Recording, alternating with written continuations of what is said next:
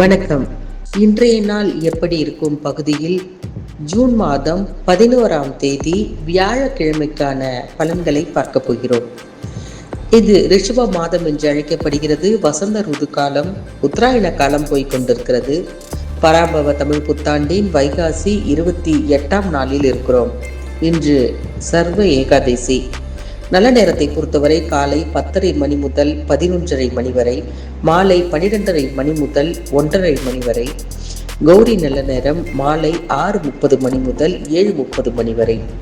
ராகு காலம் 1:30 முதல் 3 மணி வரை மதியம். குளிகை காலை 9 மணி முதல் 10:30 மணி வரை. யமகண்டம் காலை 6 மணி முதல் 7:30 மணி வரை. சூலத்தை பொறுத்தவரை தெற்கு சூலம். பரிகாரம் தைலம். ரிஷப லக்கணம் இருப்பு நாழிகை 37 வினாடி. சூரிய உதயம் இன்று 5:52 மணிக்கு. திதியை பொறுத்தவரை இன்று மாலை 6:29 வரை ஏகாதசி, அதன் பின்பு துவாதசி. நட்சத்திரத்தை பொறுத்தவரை இன்று அதிகாலை 4:14 வரை ரேவதி, அதன் பின்பு அஸ்வினி. இன்று அதிகாலை 5:51 வரை மரணயோகம், அதன் பின்பு அமிர்த யோகம்.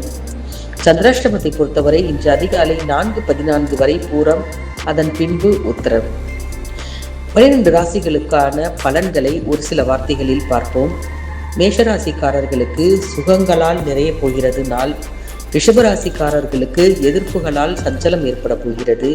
மிதுன ராசிக்காரர்களுக்கு வெற்றிகளால் களிப்பு உண்டாக போகிறது. கடகராசிக்காரர்களுக்கு கவலைகள் மறக்கப் போகிறது. சிம்ம ராசிக்காரர்களுக்கு பயமின்றி தனித்து நடை போட முடிகிறது.